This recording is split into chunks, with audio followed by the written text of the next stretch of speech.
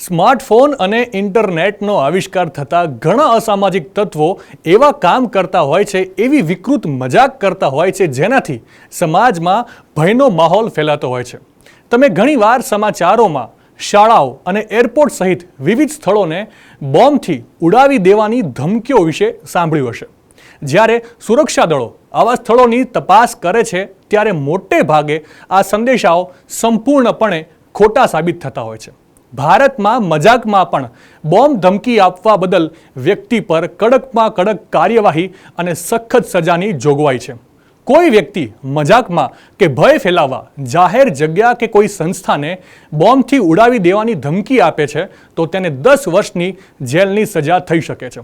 અને જો તપાસ એજન્સીઓને આ મામલો વધારે ગંભીર લાગે તો વ્યક્તિ સામે આનાથી પણ વધારે કડક કાર્યવાહી થઈ શકે છે.